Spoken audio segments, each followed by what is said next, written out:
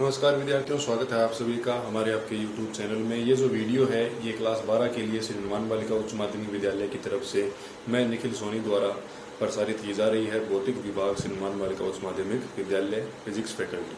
तो देखिए, आज का हमारा जो ये लेक्चर है इसके अंदर हम बात करने वाले हैं कि कोई भी जो अचालक गोला होता है उसके कारण आप विद्युत क्षेत्र की तीव्रता किस प्रकार फाइंड करेंगे, उसके आउटर बाहर के बिंदु पर, उसकी सतह के बिंदु पर और उसके आंतरिक बिंदु पर। इसका जो सिमिलर डेरिवेशन था वो मैंने आपको पिछले वीडियो के अंदर कंसल्ट किया है। उसमें मैं आपको ये बता चुका हूँ कि जो कोई भी आपका चालक गोला होता है उसके अंदर आप किस प्रकार से विद्युत क्षेत्र की तीव्रता फाइंड करते हैं, उसके बाहरी बिंदु पर, सतह के बिंदु पर और आंतरिक बिंदु पर। अंतर बस केवल इतना है कि उसमें हमने ज्ञात किया था कि जो हमारा गोला होता है वो चालक होता है। कंडक्टर स्फेरिकल सेल कहने का मतलब क्या है, जब हमारा गोला चालक होगा तो जितना भी हमारा आवेश होगा वो सारा का सारा आवेश उसकी सतह के ऊपर डिस्ट्रीब्यूट हो जाएगा और सतह के ऊपर चार्ज डिस्ट्रीब्यूट होने के कारण उस प्रकार के जो आवेश वितरण है उसको हम इंक्लूड कर देते हैं पृष्ठ आवेश वितरण में, जिसको आप कैलकुलेट करते हैं sigma is equal to Q upon S. अब हमारा जो आज का डेरिवेशन है इसमें हम बात करने वाले हैं आयतन आवेश वितरण का एक अनुप्रयोग या एप्लीकेशन, जिसको आप कह सकते हैं गाउस के लॉ का। इसके अंदर हम देखेंगे जो अचालक गोला होता है उसके अंदर जब हम उसको चार्ज देते हैं तो वो सारा का सारा चार्ज उसके वॉल्यूम के अंदर कंटिन्यूस डिस्ट्रीब्यूट हो जाता है। फॉर एग्जाम्पल, आप मान लीजिए लकड़ी को यदि मैं छूता हूं, उसके अंदर अगर मैं कंडक्टर वायर करंट के तार भी लगा दूं, फिर भी अगर मैं उसको टच करूं तो करंट नहीं लगता। कारण क्या है कि वो एक अचालक है। अचालक कहने का मतलब हम जितना भी उसको आवेश देते हैं वो उसके अंदर चला तो जाता है, लेकिन कहाँ जाता है, उसके वॉल्यूम के अंदर चला जाता है और हम तो उसकी केवल सरफेस को टच कर पाते हैं। तो इस कारण से हमें करंट महसूस नहीं होता।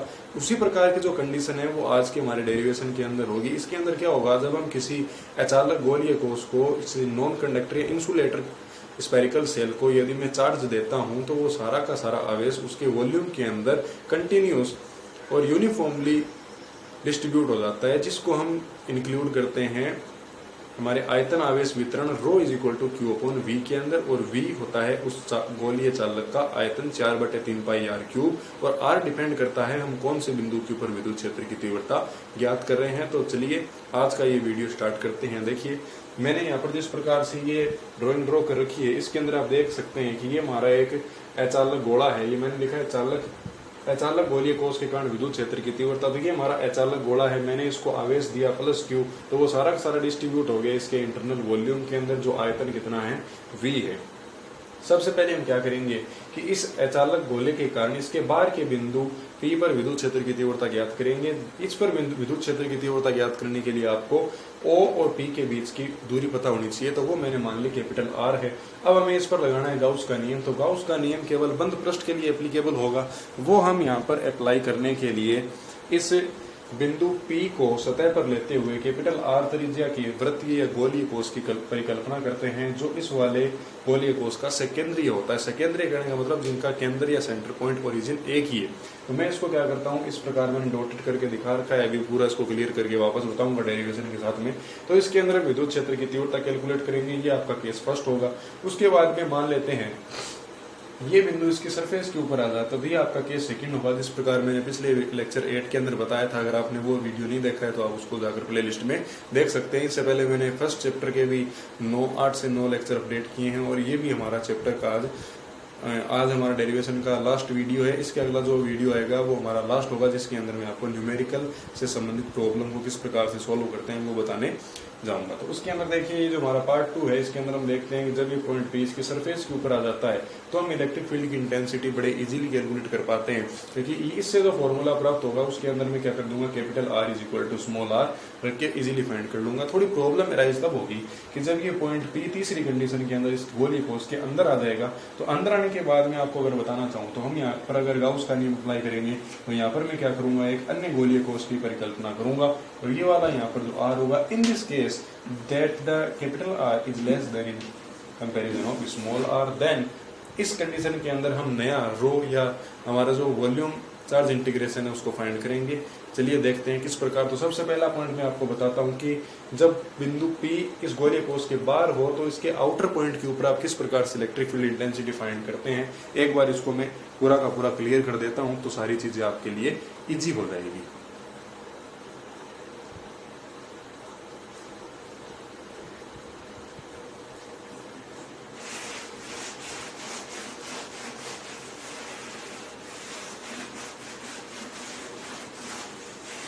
और आप इनको अपनी नोटबुक के अंदर उतारते रहिएगा, क्योंकि मेहनत करेंगे तभी सफलता प्राप्त होगी। बैठे बैठे किसी को भी सफलता प्राप्त नहीं होती है। देखिए हमारा जो सबसे पहला पॉइंट है वो है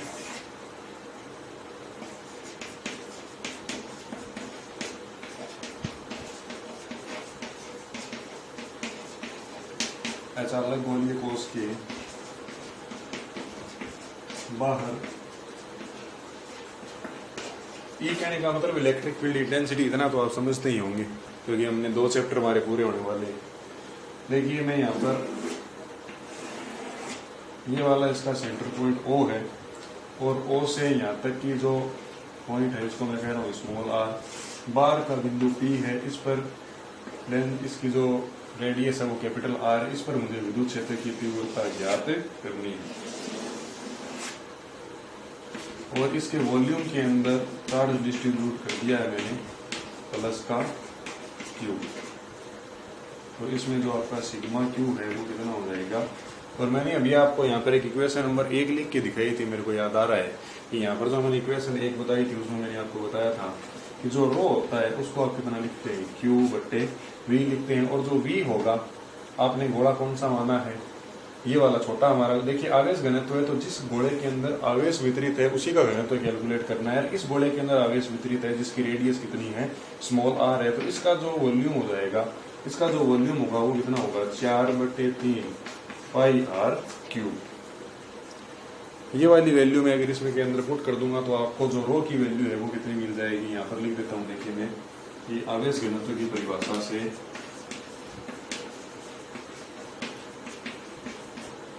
आवेश घनत्व की परिभाषा से rho is equal to Q/4/3 pi r cube equation number. देखिए मैं लैंग्वेज सारी बोलता जा रहा हूँ, इतनी यहाँ पर लिखना पॉसिबल नहीं है, तो आप जैसे जैसे मैं बोल रहा हूँ उसको ध्यान से सुन के अपनी भाषा के अंदर नोट कीजिए कि माना एक O केंद्र वाला तथा स्मॉल r त्रिज्या का एक अचालक गोला है जिसके अंदर हमें सिग्मा Q बराबर कैपिटल Q धनावेशित से इसको आवेशित कर रखा है। चूंकि ये गोला अचालक है इस कारण इसका जो टोटल चार्ज है वो इसके आयतन V के अंदर समाहित हो जाता है। अब हमें इस गोले के केंद्र से इसके बाहरी बिंदु P पर जिसकी दूरी O से कितनी है कैपिटल R है पर विद्युत क्षेत्र की तीव्रता E आउट ज्ञात करनी है। इस पर हम विद्युत क्षेत्र की तीव्रता E का मान ज्ञात करने के लिए गाउस का नियम काम में लेंगे। गाउस का नियम अप्लाई करने के लिए हम बिंदु P को एक गाउसियन पृष्ठ के अंदर बंद करने की कल्पना करते हैं। अतः अब गाउस के नियम से हम जानते हैं कि अब गाउस के नियम से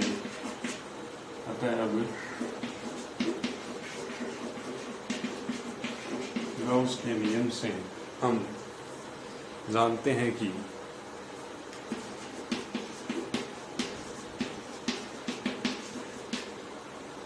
क्या जानते हो, तो हम जानते हैं कि जो इंटीग्रेशन पूरे वॉल्यूम के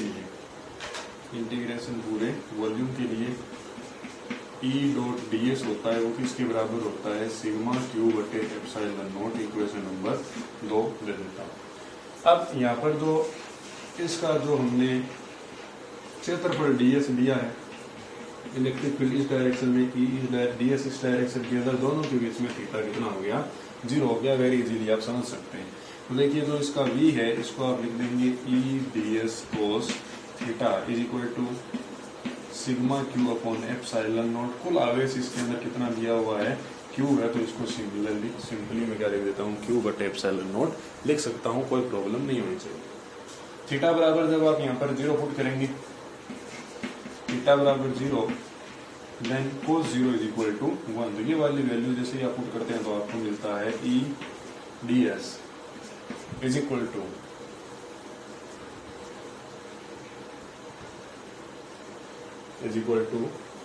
आपका यहाँ पर आ जाता है Q/ε0।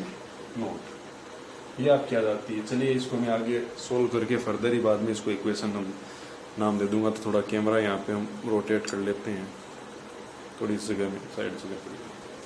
यहाँ से अगर मैं वैल्यू इसकी पुट करना चाहूँ तो जो E होगा ये आपका बाहर आ जाएगा integration ds is equal to Q/ε0। अब आप ये वाली ds आपको यहाँ पे क्षेत्रफल कौन से गोले का लेना है, इस वाले गोले का अपने अल्पांश लिया है तो इसी का हम क्षेत्रफल लेंगे। छोटे छोटे टुकड़े अगर मैं लगाऊंगा तो कैपिटल आर त्रिज्या वाले गोले का क्या बन जाएगा, वॉल्यूम बन जाएगा। तो आप यहाँ पे क्या लिखेंगे, E 4πr² is equal to Q upon epsilon naught, और जो E होगा उसकी value easily you will get 1 upon 4π epsilon naught Q upon r²। It is clear और नॉट क्लियर। अब हम क्या करते हैं, एक बार इसको बीच वाले को यहां से क्लियर कर रहा हूं, नोट कर लीजिएगा।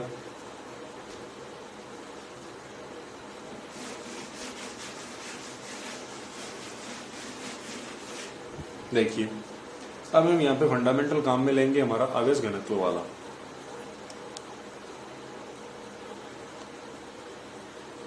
देखिए जो आपका यहाँ पे Q है, इसकी वैल्यू अगर मैं यहाँ से लिखना चाहूँ, या यहाँ पर लिखा हुआ था ये वाला 4/3 पाई r की पावर 3, तो यहाँ से आप क्या कीजिए कि इस Q की वैल्यू निकालिए तो रो इनटू के अंदर ये हो जाएगा, है ना। तो मैं इसकी वैल्यू अगर देखिए यहाँ से रख देता हूँ कि जो E होगा, E आउट में इसको कह दूँ, ये पड़ा है 1/4 एप्सिलॉन नॉट। ये जब इधर टर्म जाएगी तो ये वाली वैल्यू क्या हो जाएगी, रो 4/3 पाई r क्यूब, और बटे के अंदर हमारा क्या पड़ा है, ये वाला r²। देखिए इस 4 से ये 4 कैंसिल, इस पाई से ये पाई कैंसिल, तो हमें जो E आउट फाइंड होता है वो कितना फाइंड होता है, E out is equal to rho पड़ा रहेगा ऊपर, r की पावर 3 पड़ा रहेगा, ये वाला 3 नीचे आया, 3 एप्सिलॉन नॉट r²। ये वैल्यू हमें मिलती है बार के बिंदु P पर विद्युत क्षेत्र की तीव्रता के लिए। क्लियर और नॉट क्लियर, ओके। तो इसको मैं नाम दे देता हूं इक्वेशन ए, इसको हमने नाम दे दिया इक्वेशन नंबर ए। अब देखिए सिमिलरली होता क्या है कि हम क्या करेंगे कि दूसरे केस के अंदर जब ये P वाला पॉइंट कहाँ पर आ जाएगा, इसकी सरफेस के ऊपर आ जाएगा, तो उसको भी हम साथ में सोल्व कर लेते हैं। तो देखिए उसके बाद में हम देन इन तीनों का एक साथ में ग्राफ ड्रॉ करेंगे। इसके लिए मेरे को एक बार ये पूरा का पूरा क्लियर करना पड़ेगा, तो क्या आप इसको नोट कर लीजिए फटाफट, ये वीडियो को पॉज करके भी नोट कर सकते हैं। मैं एक बार इसको यहाँ से पूरा क्लियर कर रहा हूँ।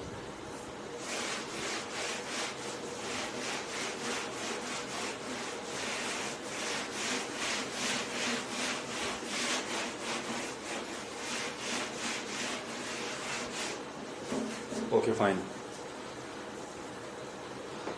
Let's proceed. हमारा जो पॉइंट बी है, सेकंड पॉइंट की अगर मैं बात करूं तो आप लिखेंगे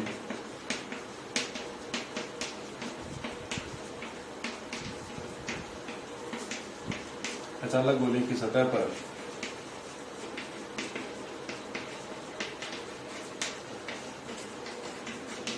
विद्युत क्षेत्र की तीव्रता। ओके, ड्राइंग यहाँ पे ड्रॉ कर देता हूँ।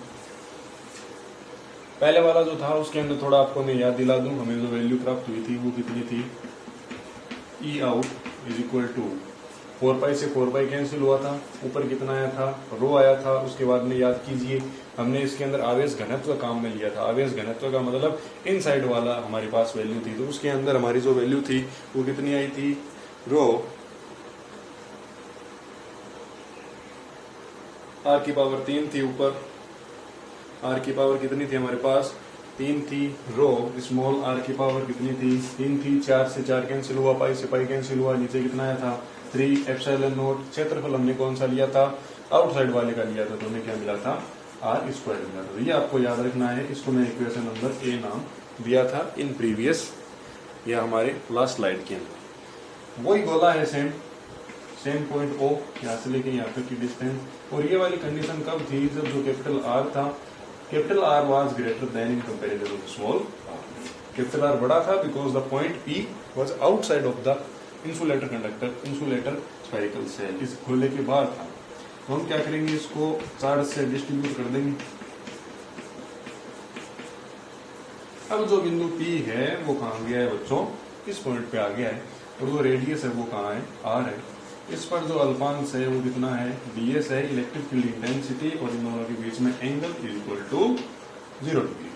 सेम वही प्रोसेस कीजिए, या डायग्राम से आप एनालिसिस कर सकते हैं कि स्मॉल आर और कैपिटल आर आपस के अंदर बराबर है, तो आप क्या लिखेंगे, चित्रानुसार चित्रानुसार capital R is equal to small r। Then हमें करना क्या है कि ये जो हमारी वैल्यू होगी उसको हम यहाँ पर सिंपली पुट करेंगे और हमारी जो फाइनल वैल्यू है ई सरफेस वो हमें फाइंड हो जाएगी। तो देखिए किस प्रकार से आप रखेंगे।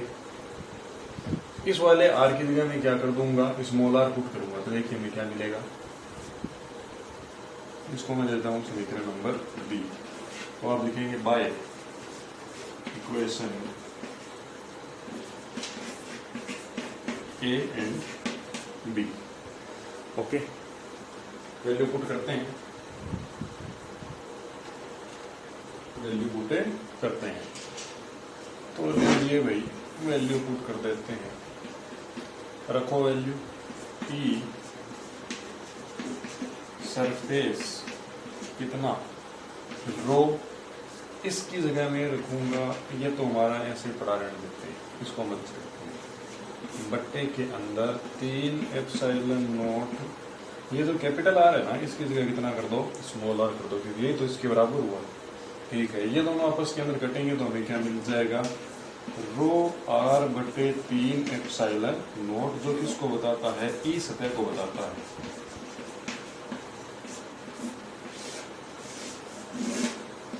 इक्वेशन नंबर स्टार दे देते हैं इसको।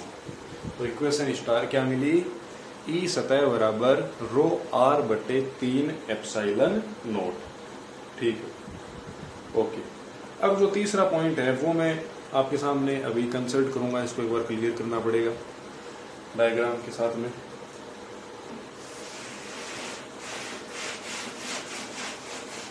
ये हमारा लास्ट पॉइंट होने वाला है इस वीडियो का और इस चैप्टर का। इसके बाद में न्यूमेरिकल को नेक्स्ट पार्ट के अंदर डिस्कस करेंगे। तो यदि आपको इस चैप्टर के अंदर कोई भी दिक्कत है तो आप इसको कमेंट कर सकते हैं। और एक मैं आपको और बता दूं, हमें कौन सा अगला पार्ट, आपकी कौन सी इच्छा है पढ़ने की, तो वो भी आप हमें कमेंट करके बताइए कि हमारी सर ये चैप्टर पढ़ने की इच्छा है तो आप हमें ये चैप्टर पढ़ाइए। यदि आपके मुझे कमेंट प्राप्त होते हैं तो मैं वही चैप्टर स्टार्ट करा दूंगा, अन्यथा हमें थर्ड चैप्टर चालू करना है। देखिए तीसरा जो पॉइंट है वो मैं बता दूं आपको,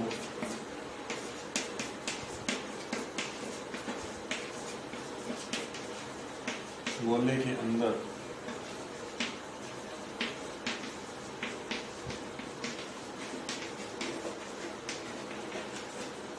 हाँ, अब आप सोच रहे होंगे कि सर जैसे कंडक्टर या चालक था उसके अंदर आपने 0 करा दिया था तो इसके अंदर भी 0 करा देंगे। नहीं भाई, इसके अंदर 0 इसकी वैल्यू नहीं होगी, क्योंकि उसके अंदर तो चार्ज अंदर नहीं था, उस कारण उसकी वैल्यू 0 हो गई थी। परंतु इसके अंदर तो सारा चार्ज ही अंदर पड़ा है, तो इसके अंदर वैल्यू 0 कैसे हो सकती है वो मैं आपको बता देता हूँ। देखिए उसको आप इस प्रकार से प्रोसीड करेंगे। देखिए ये आपका गोला है, इसका के अंदर ओ यहाँ से लेके यहाँ तक दूरी, पहले यहाँ पर था बिंदु P, फिर यहाँ आया और अब कहाँ गया, यहाँ गया। ये आपका बिंदु P और यहाँ से लेके यहाँ तक की डिस्टेंस कितनी हो गई, कैपिटल R हो गई। अब आप ये मान लीजिए क्योंकि इसके अंदर जगह नहीं है तो ये सारा का सारा जो गोला है ये किससे आवेशित है, प्लस Q आवेश से आवेशित है। और इस केस के अंदर जो कैपिटल R है वो लेस देन है किससे, स्मॉल r से, या small r is greater then in comparison of capital R। हमें क्या करना है कि इसके कारण इस बिंदु P पर विद्युत क्षेत्र की तीव्रता ज्ञात करनी है। ज्ञात करने के लिए गाउस का नियम लगाना पड़ेगा। गाउस का नियम तभी लगेगा जब ये बिंदु P है ये बंद कोश के अंदर या किसी क्लोज सरफेस के अंदर बंद हो। तो इसको बंद करने के लिए मैं यहाँ पर कल्पना करता हूँ एक गोल ये सतह की इस प्रकार से। अब देखिए इसके अंदर यहाँ पर देखिए चार्ज था, यहाँ पर पूरा का पूरा क्या था, चारों तरफ चार्ज था, अंदर भी चार्ज था। मैंने मान लिया कि इस पूरे के अंदर जो चार्ज है ना वो कितना है, सिग्मा क्यू बराबर कितना है आपका, क्यू है। परंतु इस गोले के अंदर जो आवेश आया है वो मान लेते हैं क्यू डैश ही आ पाया है। इस गोले की बात करूं, छोटे वाले गोले के अंदर जो आवेश आया है, देखिए ये जब हमारा आवेश था तो इसके कारण अगर मैं इसको v से डिवाइड करता तो आपका क्या बन जाता, घनत्व बन जाता। अब ये घनत्व तो चेंज हो नहीं सकता क्योंकि पूरे आवेश के कारण है, परंतु इस केस के अंदर जो इसका आवेश होगा वो कितना हो गया, मैंने मान लिया क्यू डैश इसके अंदर आवेश है। पूरा तो कितना है क्यू, और इस अंदर वाले में कितना है, क्यू डैश है। तो आप क्या कह सकते हैं कि जो क्यू डैश है वो छोटा है किससे, क्यू से। एक तो इस पूरे सेल के अंदर बंद होता क्यू आवेश वो होता, और एक इस छोटे वाले सेल के अंदर बंद है तो वो क्या होगा क्यू डैश, और वो कम होगा इस कैपिटल क्यू से जो कि कुल है। ये तो साधारण बात आप समझ सकते हैं। एक बात तो ये है। अब इसके कारण जो घनत्व होगा उसको मैं क्या बोल दूंगा, रो बराबर क्यू डैश बटे वी। ये हमारी वैल्यू यहां पर आ गई कि रो बराबर कितना हो गया क्यू डैश बटे वी। और आपने जो गोला लिया है, अब की बार देखिए हमारा जो आवेश है इस आर गोले के अंदर है, कैपिटल आर त्रिज्या वाले गोले के अंदर जो आवेश है मैं उसकी बात कर रहा हूं। तो जो कैपिटल आर का गोला है उसके अंदर आवेश कितना है, वो भी उसका आवेश घनत्व हो जाएगा जिसको आप रो बोल रहे हैं। तो इसके जो हम यहाँ पर वी लेंगे वो इस कैपिटल आर त्रिज्या वाले गोले का आयतन लेंगे। तो देखिए रो बराबर क्यू डैश बटे 4/3 पाई आर क्यूब, क्या आर क्यूब। ओके, ये हम इसके यहाँ पर वैल्यू, चलिए इसके आगे ही हम चालू कर देते हैं। तो देखिए आपकी जो ई की वैल्यू होगी इलेक्ट्रिक फील्ड की इंटेंसिटी की, वो आपको कितनी मिल जाएगी गाउस के नियम से।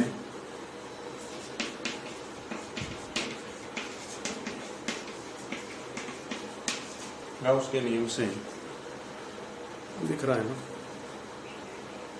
गाउस के नियम से जो आपका ई होगा, ई तो बाहर आ जाता है, डीएस बाहर रहता है, सिग्मा क्यू की जगह कितना आएगा क्यू डैश बटे में कितना आएगा एप्सिलॉन नॉट। अब देखिए आपने अल्पांश किस पर लिया है, किस पर लिया है, अल्पांश आपने किस पर लिया है, इस वाले गोले पर लिया है। तो आप क्या करेंगे, जो आपकी वैल्यू होगी वो भी किसकी रखेंगे, ये वाली रखनी है।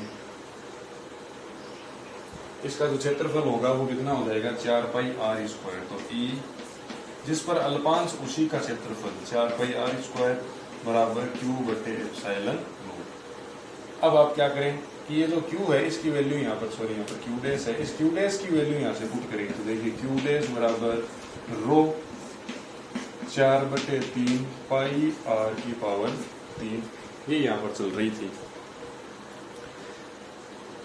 और आपका जो रो है, इस रो की वैल्यू आप पहले से जानते हैं कि जो टोटल है उसकी आप मान कितना जानते हैं कि जो टोटल रो था उसकी वैल्यू कितनी थी।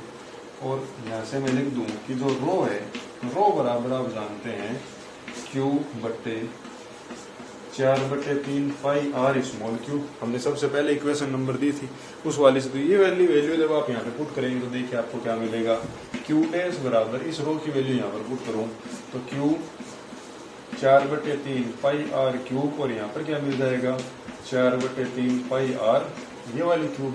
तो ये दोनों आपस के अंदर कैंसिल हुए और क्यू डैश बराबर कितना मिल गया क्यू बटे आर की पावर 3। तो यहाँ पर लिख देता हूँ कि जो क्यू डैश है वो बराबर कितना हो गया क्यू आर की पावर 3 बटे स्मॉल आर की पावर 3।